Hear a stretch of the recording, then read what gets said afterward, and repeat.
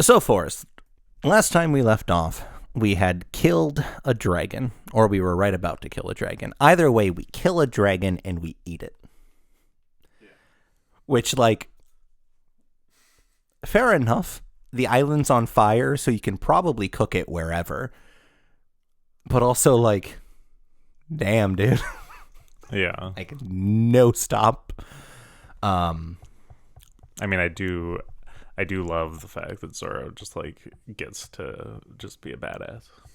Well, it's one of those things, specifically when it relates to food. Like, I forget who I was listening to when they were talking about this, but like the X-Men cartoons, they pretty much had to always be fighting robots because you can't do like a PG Wolverine fighting human beings, right? Like it's the Samurai Jack thing, right? Like Samurai Jack when it was on Cartoon Network, just robots. Very obviously oil, not blood. And then it became an Adult Swim show, and all of a sudden Jack is killing human beings, right? And I get that way towards Sanji a lot. Or not Sanji, towards Zoro a lot. Where it's like, it isn't the same thing, but it's a related thing where it's like, how are you cutting people and not killing them if you are also cutting people and killing them? You know? Like, how is he pulling his sword punches in a way that is non-lethal? I mean, I guess when does he do it non-lethally? I guess I like mean, that's against the like, question, right? like Hody Jones, like he didn't kill him, you know. I feel like Zoro's slashes are literally just like a if it kills you, you're weak kind of thing. Like, oh, he's definitely has like no regard for human life. Like, let's not get it twisted here. I mean, yeah. And like it's interesting because the live action like went into that way harder, like right off the bat. I feel like just like showing him like chopping a man clean in half, and you're like, okay, that never happened. But like in this, he cuts the head of the dragon off, right? Probably.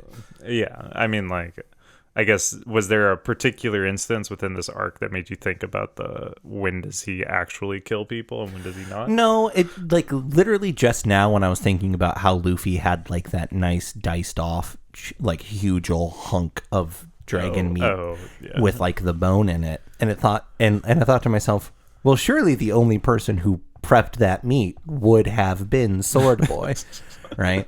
Yeah. But anyway, we're on Punk Hazard. I think I was being shitty about how, I wonder what island Ice and Magma Man had their fight on.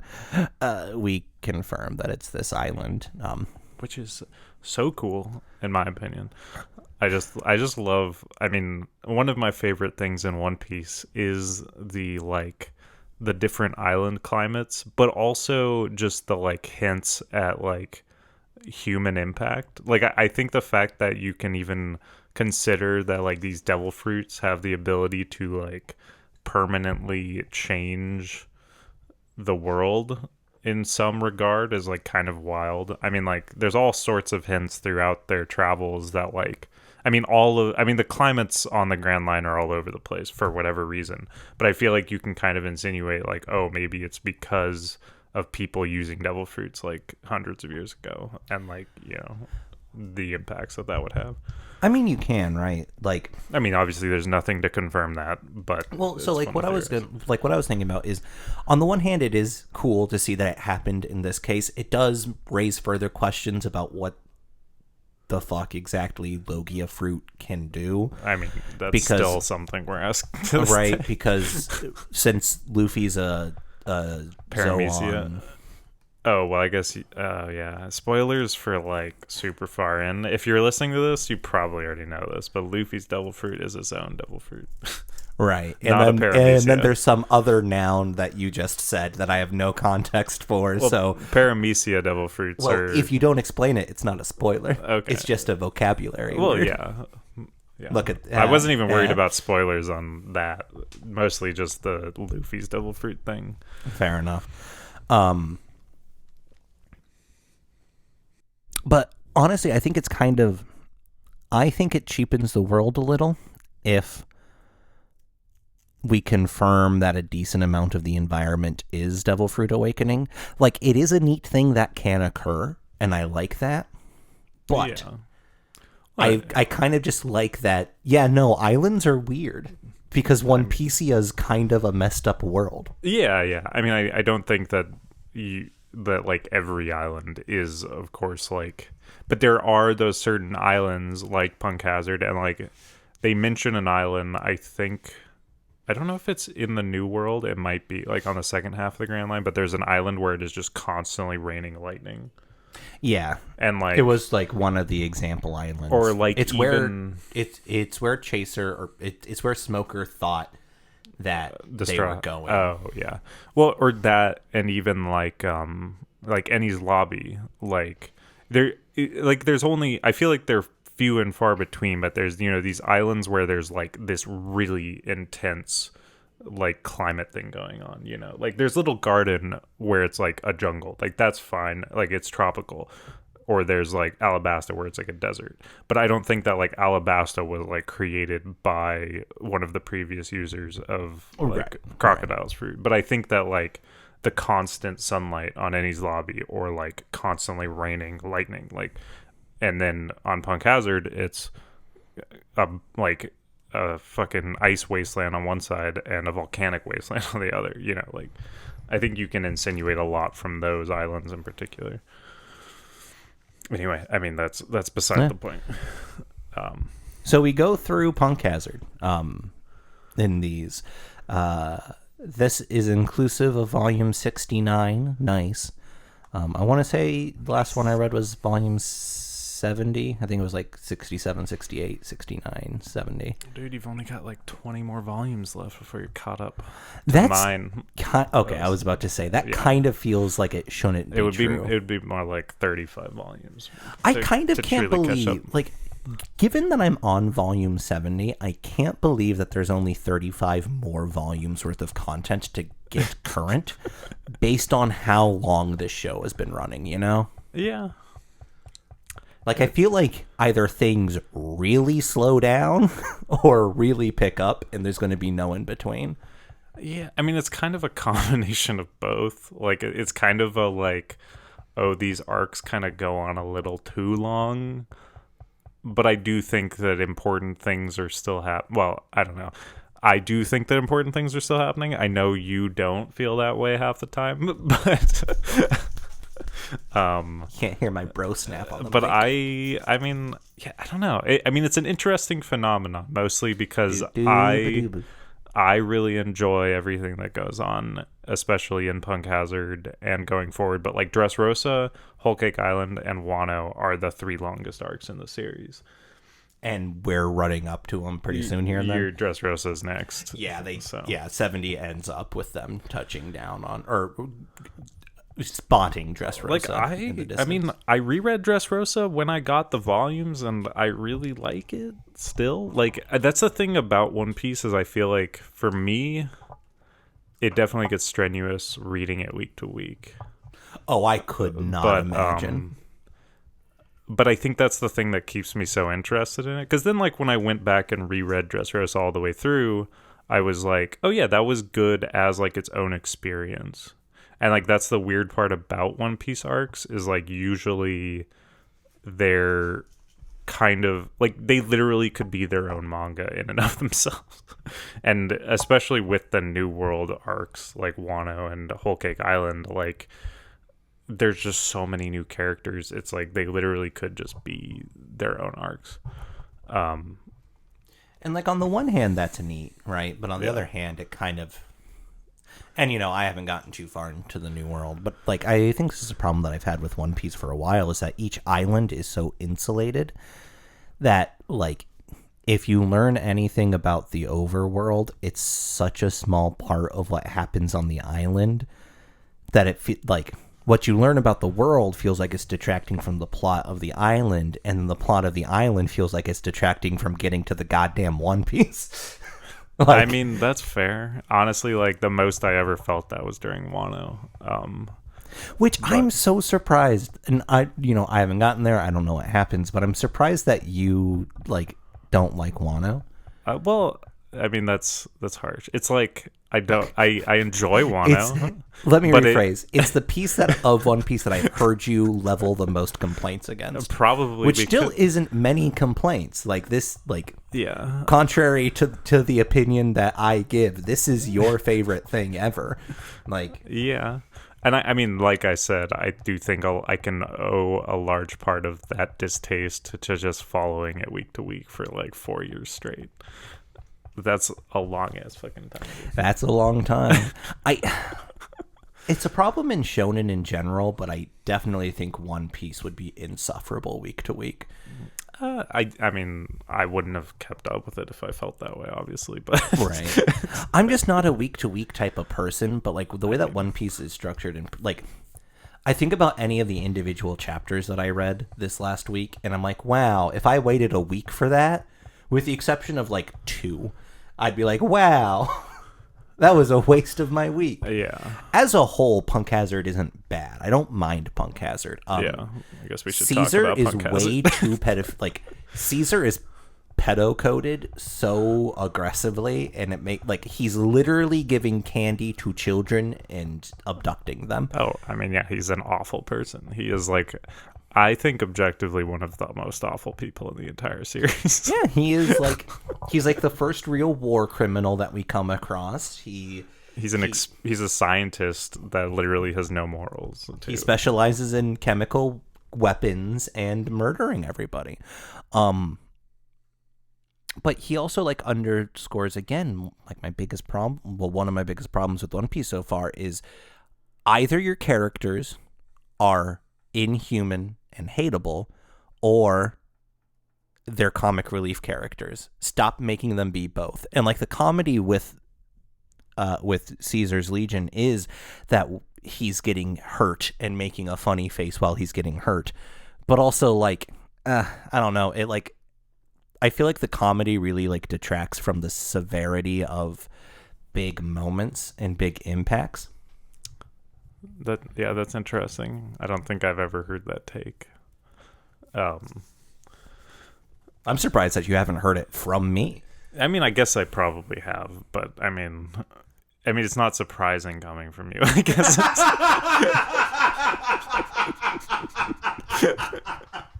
But I am the Grinch of like anime. but I mean, like, the comedy in One Piece is like one of the biggest things that like got me to stick with it, honestly. And like, I don't know, I mean, I think that literally just comes down to personal taste, obviously, because I mean, I know that you have been vocal in the past about not enjoying comedy anime, so I think that's probably part of it. And like, I don't recall ever thinking that like Caesar in particular was like super hilarious or anything. I think the things that I find most funny are like the crew interactions, and that's the thing that I've always liked the most. You know, just like, and to be clear, like it's not like they have Caesar over there cracking jokes, right? But yeah. like, But you're just saying that you would rather him just be terrible and awful and no like jokes cracked, or like, well, I mean, like, I guess no comedy bits used while we are fighting. Yeah. Like the last volume in it. So upon Hazard, we get there, we cross over to Antarctic Hazard, and like we're introduced to the subgroup of pirates. They don't matter, although one of them's a half crocodile man. Still doesn't matter, blah blah blah blah. Found out that Caesar was Dr. Vanga Boy's second in command. Just makes me laugh every time you say it. 4 years ago, Punk Hazard was a place. It was like a vague alternative to like a prison colony where Vanga Boys and Caesar's Legion were just taking prisoners and experimenting on them. And we don't know the extent to which Vagabond was doing experiments. We know that he wasn't doing as horrendous, like murderous experiments as Caesar's Legion, but we know that he was doing some shenanigans. Like, for example, the dragons that we see like 2.5. Yeah, I think they are. Go ahead. Oh, I was just gonna say that like Vegapunk definitely is more like, he does more like genetic research, and so like, yeah, none of the like, he probably did human experimentation. I don't know. it's never really gone into detail like what they were working on, except for the like devil fruits, like the, you know, trying to like come up with some form of a replica for a devil fruit or copy of devil fruits, you know. Yeah. And so a handful of years ago, all life on Klim Hazard got eradicated, and it was because Caesar did a thing. Caesar blamed it on Vagabond, and then blah blah blah blah, and he sort of created like this like cult messiah figure for himself and his like in his goons. Yeah. I forget why I felt like we needed to stop and say what happened, but when we get there, I mean, I think it's important just for context sometimes, but Smoker is chasing the straw. Okay. So A, 4 kids, right? Like that's why it's happening. But B, Trafalgar's back in this arc, by the way. Oh yeah, dude. Trafalgar refers to Smoker as White Chase, which I guess is his first and middle name. But he only calls him White Chase. Yeah. Because he is White Chase Smoker. Oh yeah. But, like, I think that's just an epithet. I don't know what his actual name is. I think Smoker might be his actual name. I don't know. Smoker definitely and I probably said this last like recording. Smoker got daddy after the time skip. Also, like when Oda couldn't tell how to like denote that time passes, characters have a slightly different haircut and a scar. And Smoker is an example of that. He's a little bit thicker, wears a more wide open coat, has a scar and an undercut, as opposed to Zoro, for example, who now has a neck the size of like railroad tracks.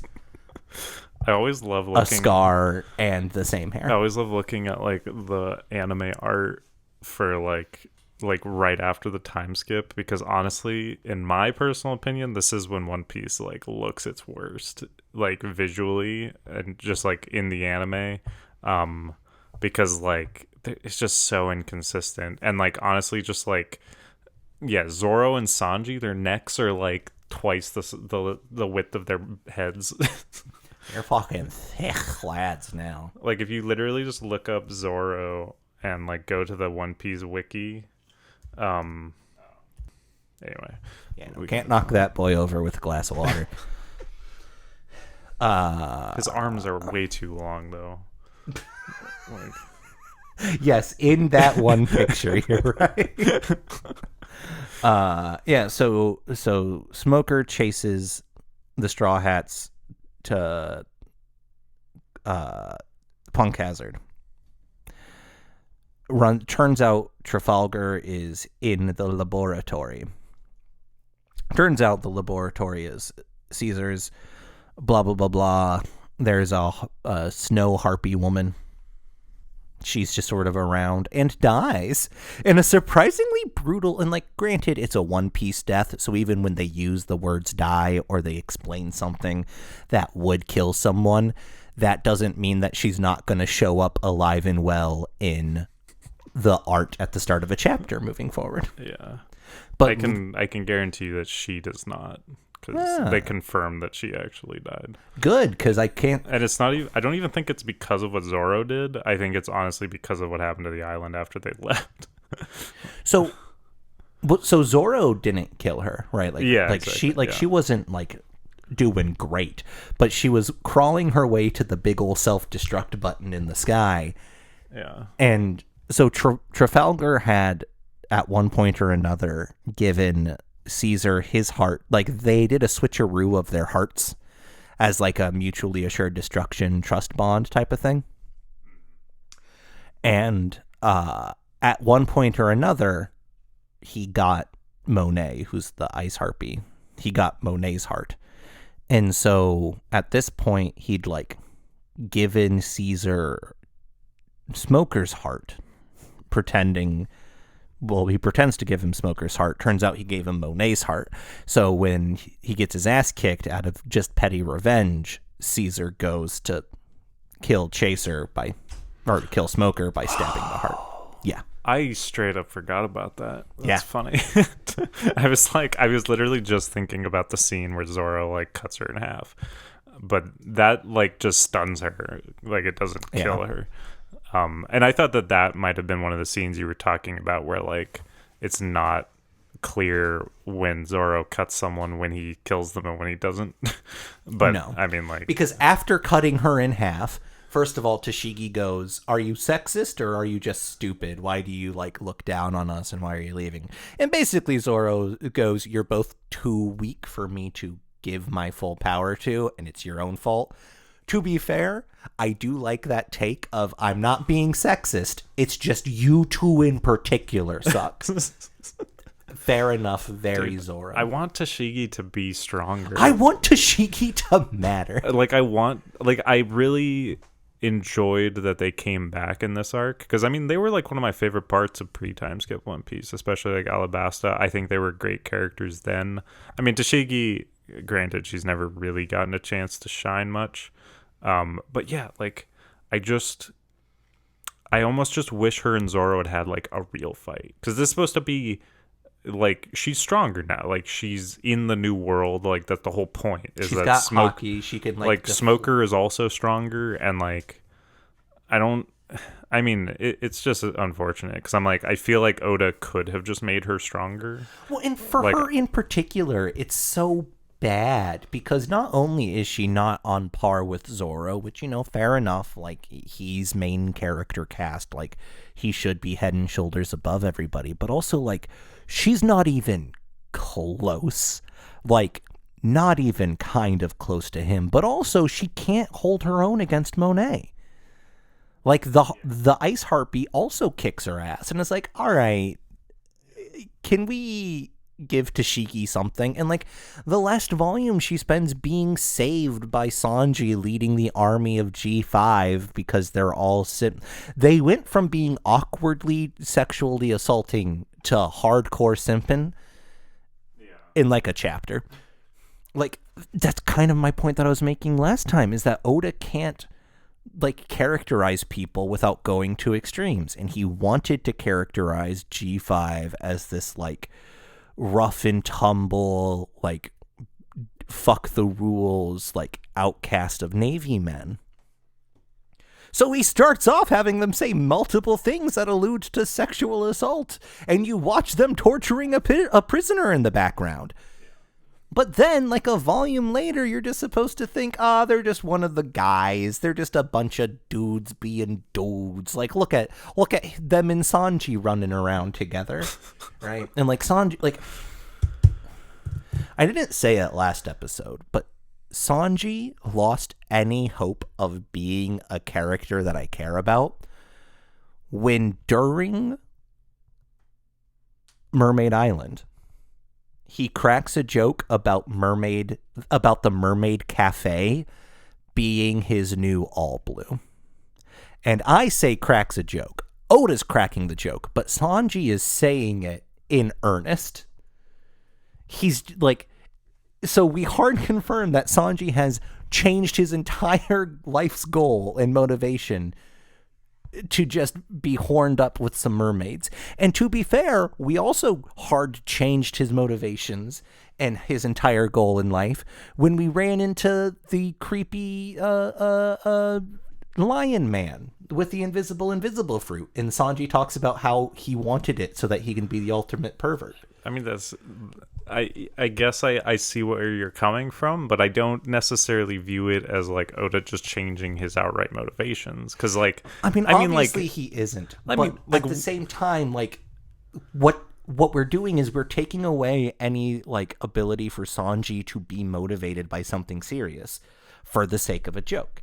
And the longer that the show goes on, the less that we give him something serious, the more and more that our lived experience with Sanji is just pervert motives. That's fair. I mean, but I don't think that like, I mean, we've had this discussion, I feel like, on multiple of these episodes, but like Oda's tendency to always want to make jokes definitely drags the manga down. But I also think that like Sanji doing these things is unfortunately like not meant to be taken seriously. Like he's just doing and saying stupid things. Yeah, I don't know. I mean, it's one of those, like, part of it I think is because since Sanji was my favorite character as a kid, he has let me down by how much of a bad character he is, looking at it with the lens of an adult. But part of it I think is just like most of Sanji being Sanji is fine. I'm like I said it in an earlier episode. I really like when he's simping for like Robin and Nabi and Nami in like a subservient sort of like yes ma'am sort of way. It's just recently he's been getting aggressive about it. And hey, Forrest. I mean, what? If you didn't watch this arc before, and I told you the Straw Hats body swap, who, without thinking, who do you think got Nami's body? I mean, Sanji. Like, Yeah. I mean, that's one of the things that I mentioned that I was like, I don't know how you're gonna feel about this because it's another one of those gross Sanji things, and Sanji could have been worse about it, I will say. And it's not he chose not to be. He was objectively abusing his power and his position in Nami's body. I mean, yeah. It just so happened he did it around Nami and people who could kick the shit out of him for doing it. So he learned to knock it off. And then because Oda had already made the joke, it doesn't happen that much until it happens a little bit later, but it doesn't happen that much. Yeah. So it could have been a lot worse. I honestly was kind of surprised. Yeah. I mean, one of the things about that too that I've never really liked is that like while Sanji is in Nami's body, you know, he's like trying to do all of the incredibly physically strenuous things that he does in his normal body, and then like her body just like can't keep up. And I'm like, I get it, but at the same time, like that is a little sexist that like Oda's like, oh yeah, Nami's just not physically fit. Like Sanji's just way better than her in every regard, and like he can't do the shit that he would do in her body, you know, like. So I will say he does do most of it in her body, right? Like everything that he sets out to do while Nami, he accomplishes while Nami. Like the only thing it crops up like once or twice where it's like this isn't something that I can do while being Nami. Yeah. And yeah, there is like a sexist flavor to it, to be sure. Part of it I think is just like she doesn't train. Yeah, and I get that she's not the physical fighter. Like, she's not a physical fighter. She doesn't have to be. And I know that people absolutely love Nami. Like, Nami, I feel like, is one of the most loved characters in the entire series. You know, that could either be because she's one of the hot women. I don't know. She's a good character, in my personal opinion. Like, I do think she's genuinely a pretty solid character. But as we discussed last time, like, the Straw Hats really don't get much of a chance to shine. I think Nami has had her best in Arlong Park and Annie's Lobby. That's about it. Like, I feel like she never really gets a chance to be much of a character beyond that. What does Nami do in Annie's Lobby? I mean, apart from get rubbed on by Soap Woman. Yeah, I mean, she has a fight. And she has a fight in Alabasta. But, like, honestly, she never really gets, like, a really good 1v1 again. Which is just sad because she deserved it. They all deserve good 1v1s, but then Oda just, like, has way too many fucking characters to deal with. Incorrect. Brooke deserves nothing nice.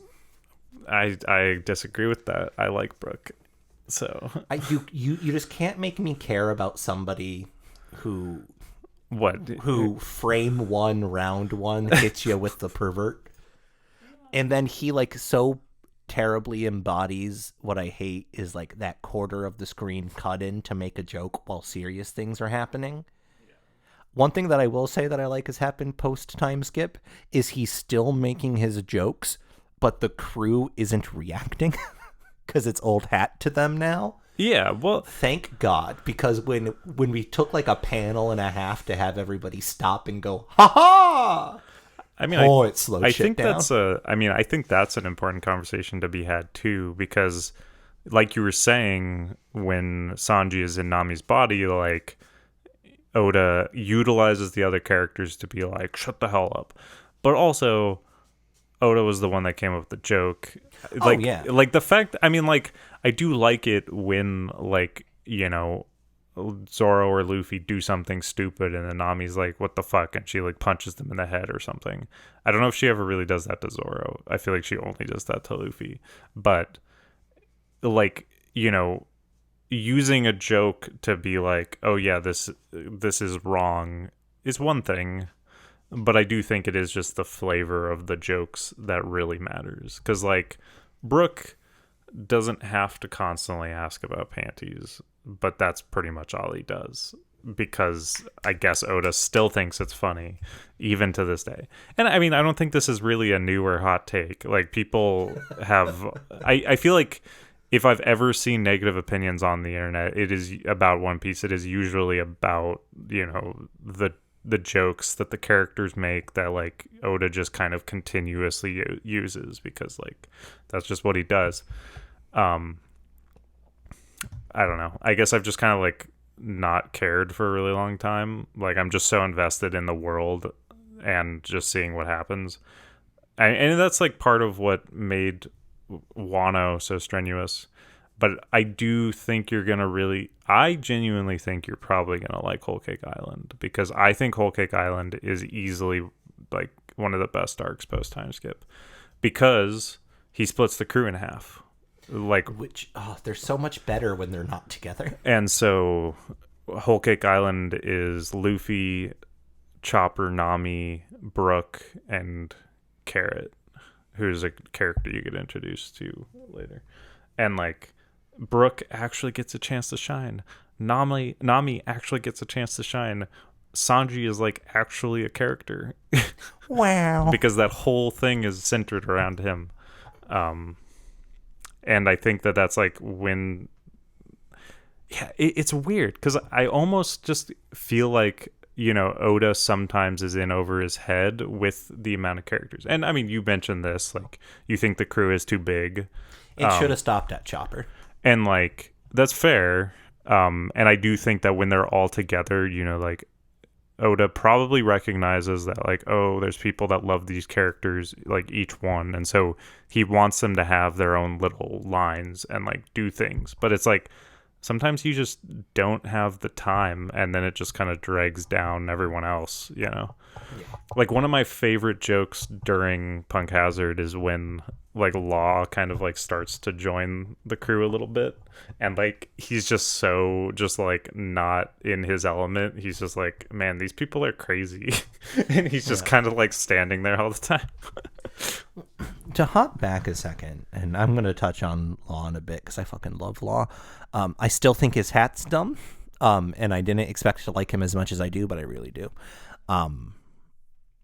But to jump back to a second, just to talk about jokes a little bit more, you had just, like, you know, mentioned about, like, you know, the discourse around what the jokes are and what have you, but I think for me, a lot of it is the severity of, like, the morality implied by the joke versus the consequences suffered in world, right?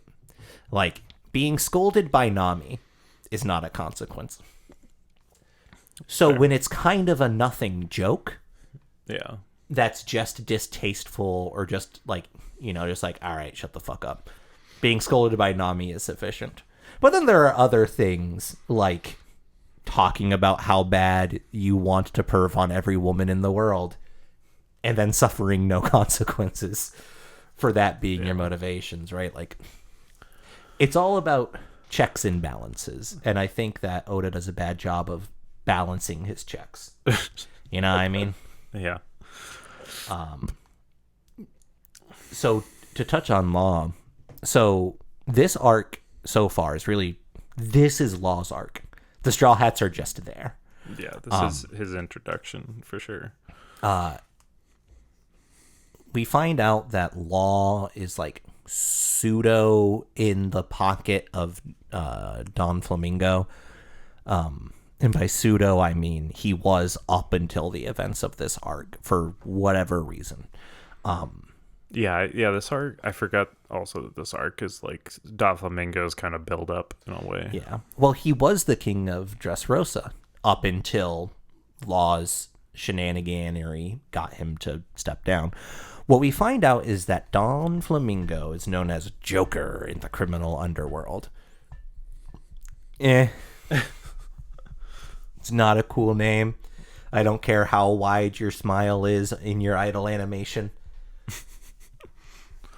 But what he was doing at Punk Hazard in particular is Caesar was backed by Don Flamingo because he was using him to make those artificial devil fruits. You had mentioned earlier about, like, we learned about devil fruits and all that. Yeah. We find out that either Vagabond or Caesar, I think it was Vagabond, figured out how to do it. And then after eradicating all life on the island, Caesar came back and he's, like, sort of manufacturing these artificial devil fruits for Don Flamingo, and Don Flamingo is selling them primarily to one of the four emperors. Kaido. I wanted to say Enkidu, and I know that that's wrong. That's Gilgamesh's I like how you friend. were like, and I like, you said four embers, and I knew exactly who you're talking about. Dragon Daddy is building an army of zone, or not zone types. Zone types. Yeah, it's zone types. Yeah. For reasons. There's a cool bit where we see, so like part of what's happening on the events of Punk Hazard itself is that Caesar is demonstrating the destructive power of his new chemicals to like these various criminal elements. We get like these like gray scale, like you can't really make out their face, of like a bunch of people who are watching the live stream. I don't know if we're going to fight these people. A lot of them kind of felt like they were kind of a throwaway. Some of Big Mom's pirates were there. But Eustace Kid was watching it. Mm. And thankfully, Killer, one of his goons, was like, "You're not the type to use like chemical weapons, boss." And he's like, "No, but it's on." Yeah. It's basically his defense. Like, I don't have a clicker for this thing. Like, yeah, Killer is funny because he's like, he doesn't become a character until like Wano. He's just kind of around. And that's definitely just one of those little things. Oda just loves to do that, where he's like, oh, here's this character. You're going to see them eventually. Because even the Big Mom pirates that you see here, I think, are like Peckham's and the tall egg guy. It's the sea lion turtle and then Dr. Robotnik with the top hat. Yeah, those two guys. Like, those guys kind of remain relevant up until like Whole Cake Island. We find out, so Trafalgar proposes to Luffy, and it's a very beautiful and tasteful ceremony. No, Trafalgar, I was so upset that you gave me nothing from that, Forrest. Sorry. Was that a reference to something? I was making a joke about marriage. Oh, yeah. Luffy and Law could get married. Trafalgar proposes an alliance with Luffy to take down the emperors, starting with Kaido, of all people.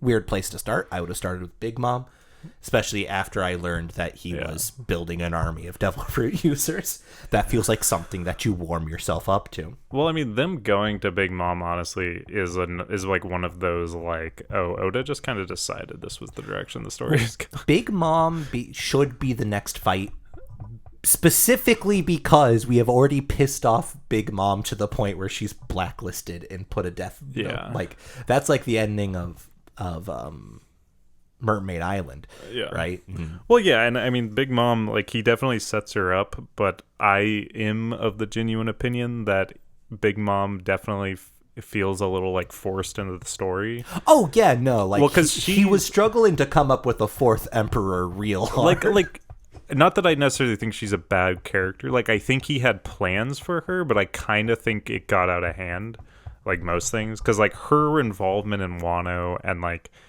her arc should have been Whole Cake Island, and it shouldn't have, like, spilled over into Wano. But, like, she is so strong, and, like, Oda, I mean, like he wrote himself into a corner hard because he introduced Kaido and he was like, "Oh yeah, Kaido's the strongest person in the world. No one can beat him."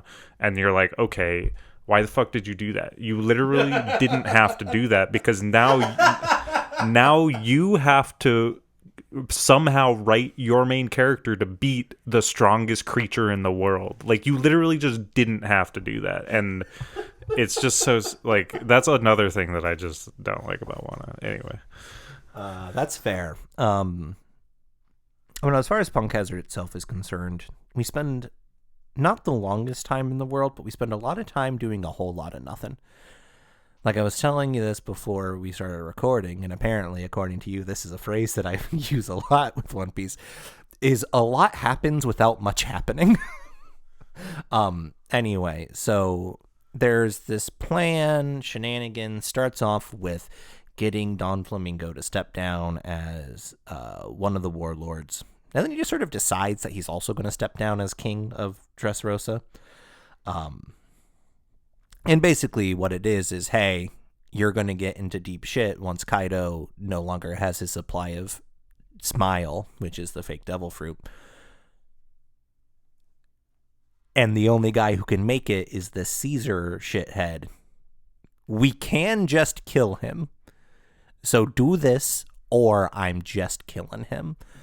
But this also makes, at this point, like, what, the fourth warlord of the sea?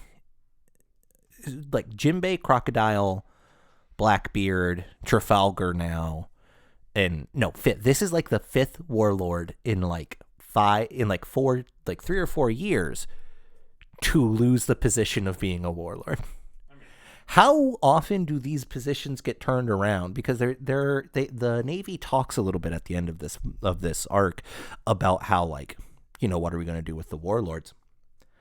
But surely at this point, the public, like, whatever, like, PR around them has to be like, all right, come on. Like, well, I mean, I think that that's kind of the whole point of the story, right? That, like, Luffy is upturning this order.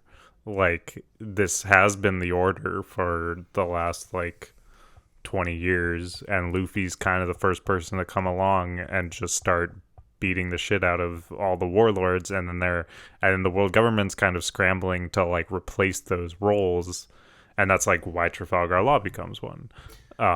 6, because Thriller Bark guy. Sorry, continue. Kuma, yeah.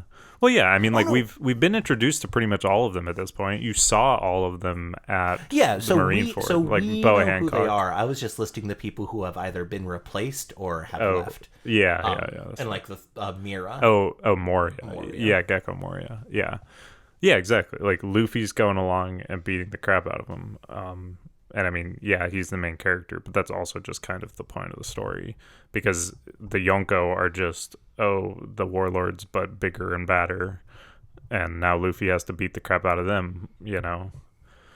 But, like, Big Mom she's also just absurdly strong, so that's why I feel like he couldn't let Luffy beat her, you know. Because it's like the warlords are good because the warlords aren't at that level of unimaginable strength. And we are kind of at that point where even like each member of the Straw Hats even are like, all right, come on. Yeah, and so down. like I think the characters that Oda doesn't hype up as being the strongest ever tend to be the better villains, because you can write a more, like, realistic reason why Luffy beats them. It's not like he doesn't set this insane high standard, which is kind of just a shonen thing. But I do genuinely just think that, like, the warlords were a much better use of that, you know, main villain trope, because they couldn't be the strongest in the world, you know. On DP. Anyway.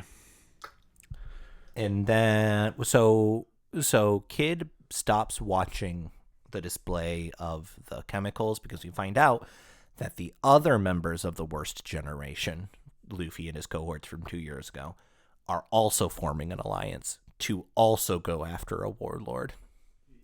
We don't know who yet. At least I don't know if they name him. Luffy's one condition for going after warlords is that they can't start with Shanks. Oh, you mean Yonko? Yes, Yeah, those ones.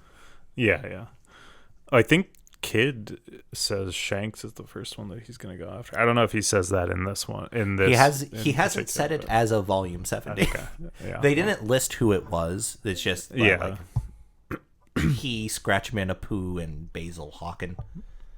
I love how you Basil remembered. Hawken. I love how you remembered their names. Because Basil is not a name for a human being. I mean, true. Also, but I feel Scratchman, Apu, I can't tell if he's racist or not. So he sticks fair. in my brain because I'm That's like, fair. okay, It's he's just- wearing he's like Chinese coded, but he's like it just a always makes vaguely me monkey laugh. man. Because I feel like half the time you come up with some random name for characters you can't remember the name. Oh, and then every course. once in a while there's just a character that you're like, oh yeah, I know that name. Yeah, I know the names of the characters I care about. Yeah. That's not true. Also, that's not necessarily true. Quick, Forrest, what's the name of the man stuck in the box right after Usopp's Island? The man who's stuck in the treasure chest. I know who you're talking about, but honestly, I can't fucking remember his name. I know he has a green afro. He's one of those few One Piece characters that I just can't remember the name of. One of the few characters Because that I you'll literally admit are haven't filler. read that part of the manga in years at this point. God, what the hell is his name? Anyway, I don't care. He's irrelevant now anyway. For real. And people have always joked about him being the One Piece or some shit. Because he's stuck in a treasure chest. And anyway. Honestly, I don't know if there's a whole lot more we need to talk about this arc. Because I feel like we don't necessarily need to recap everything that happens at the end. What's happening is I'm struggling to think about what matters and to guess at what's going to matter moving forward. I mean, I really like the fight between Law and Virgo. We didn't even talk about Virgo at all. Virgo is just the biggest, strongest armament hockey using guy from Don Flamingo's crew. He doesn't use a sword because his hockey's so good that he can use a bamboo stick, and there's no way Law's going to beat him, and Law cuts him in half in one go. Actually, that is one of my favorite moments in One Piece. It's not a fight really, but just when Law cuts the mountain in half. Yeah, he and, cuts the mountain, the lab, everything. And he has his whole speech to Doflamingo about how the gears are turning and this era is gonna end. I mean, that shit always gets me hype. And in the anime especially, there's this one song, has the dumbest name, but it's called After Grand Line Eating. That's literally the name of the fucking traffic. Please tell me it's parentheses eating. It's comma eating. But that song is the most epic song in the entire show because it always plays whenever some hype shit's happening. Sick. It's our better say run or whatever the fuck. As far as what's going to matter moving forward, I can't guess. And then as far as what matters now that I'm done with Punk Hazard, I can't guess. I don't know. Punk Hazard was fine. Caesar makes me aggressively uncomfortable, and he's supposed to. Frankie just continues to be my best boy. So Frankie ends up in Chopper's body, right? Yeah. And there's a point where it's all right, Luffy and somebody's got to go do a thing.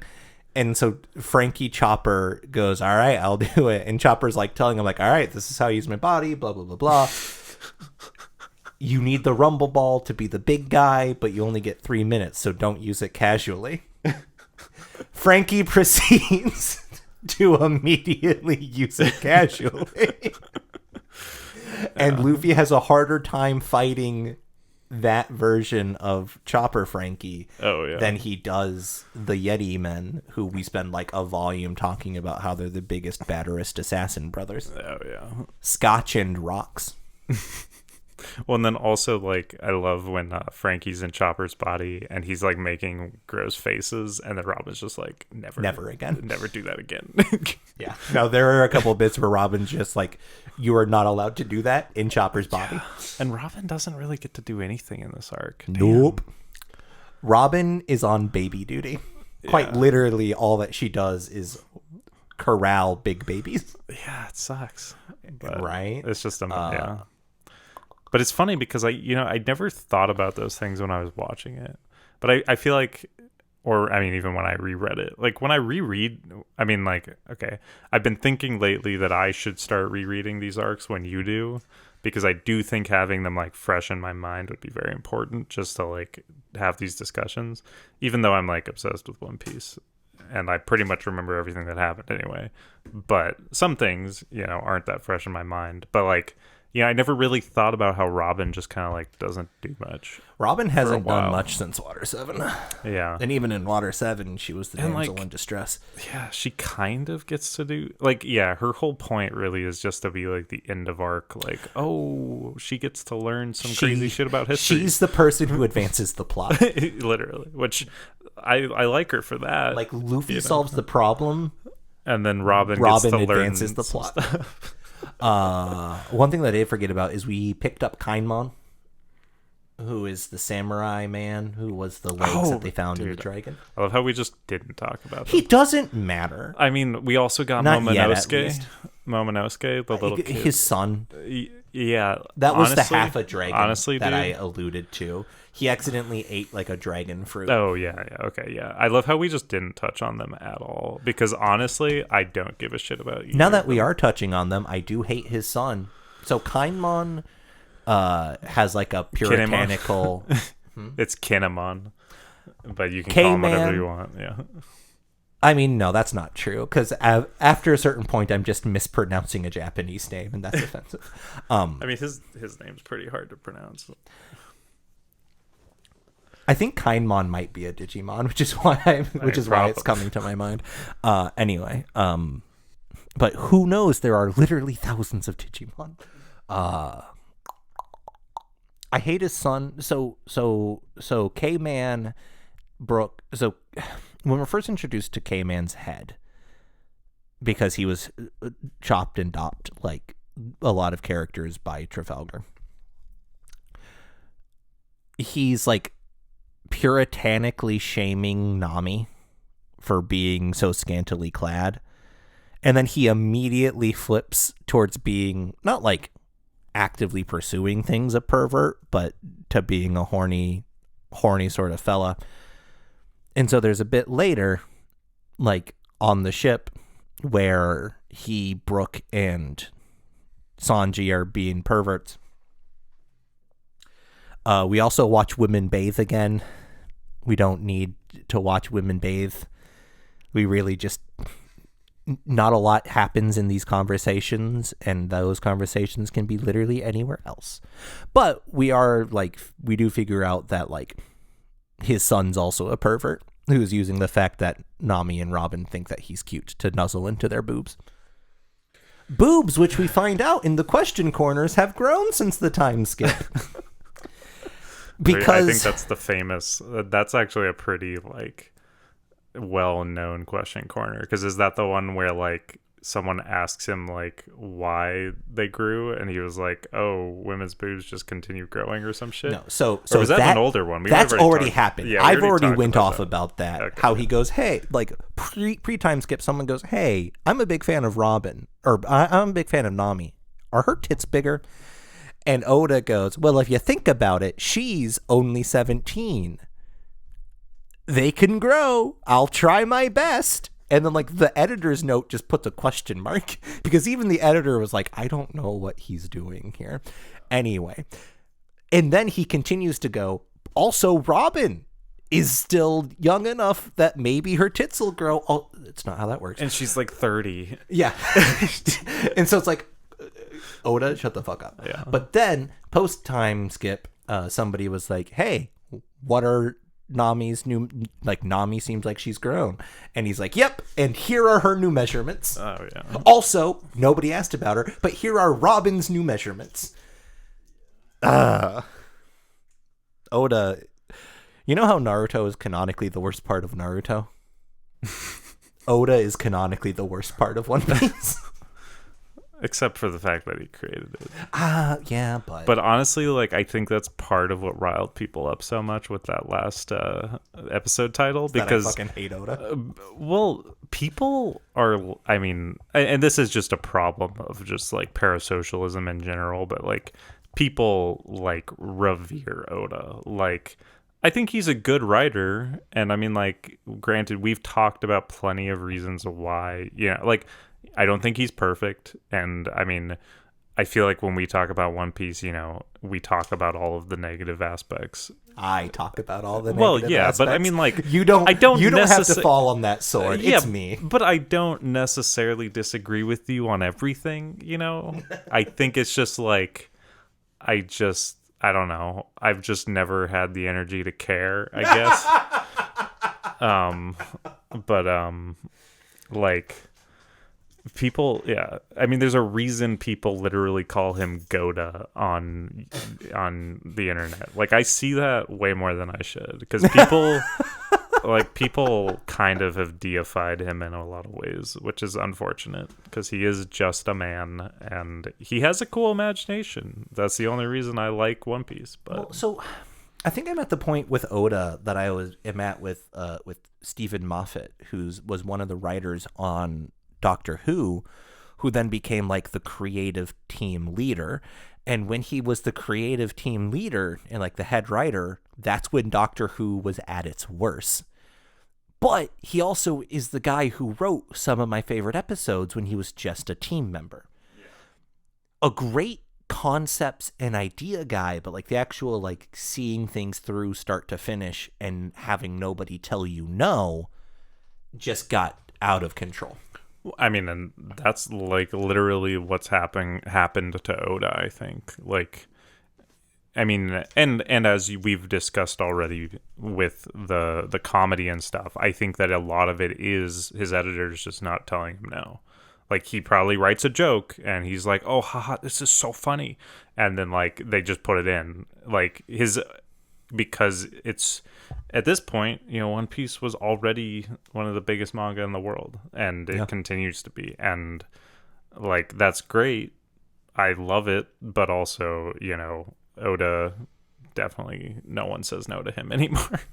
And that's the thing. I feel like I'd like One Piece a lot more if Oda just like outlined the story and then handed off like the actual like dialogue to literally anybody else.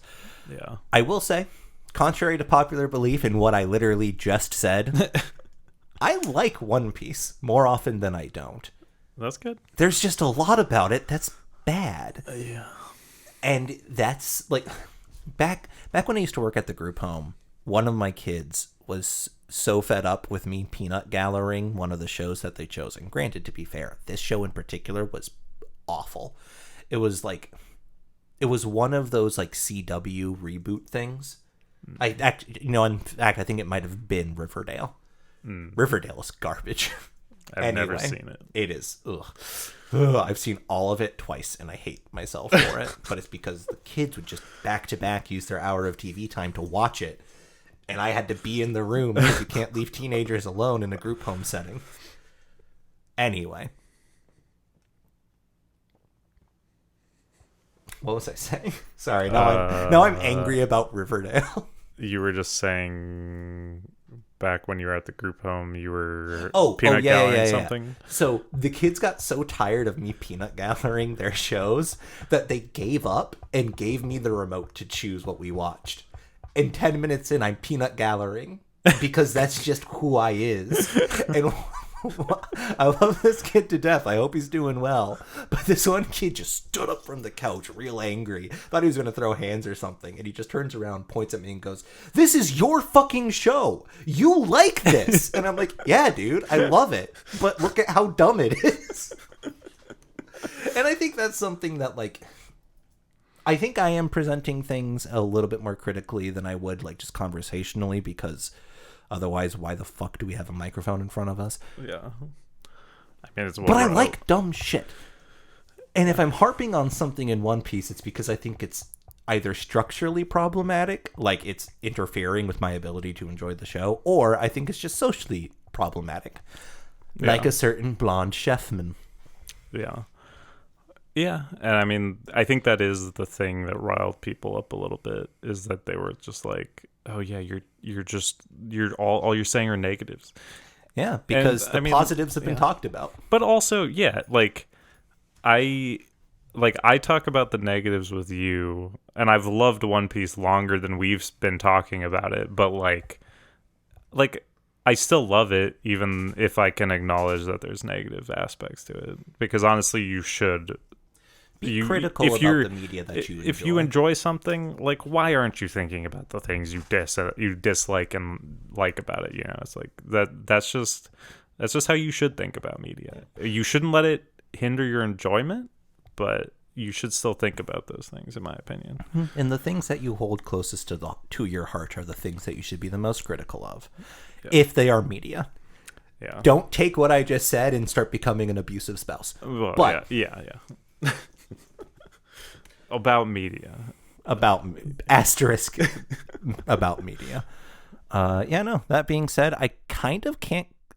I'm not excited for Dressrosa, mostly because I don't like Don Flamingo because he gives real big rapey vibes perpetually, and I don't imagine it's going to get better. Also, when somebody has power word kill yourself, and we've seen that they're not afraid to use it, like casually, I don't know if I trust that dynamic to Oda.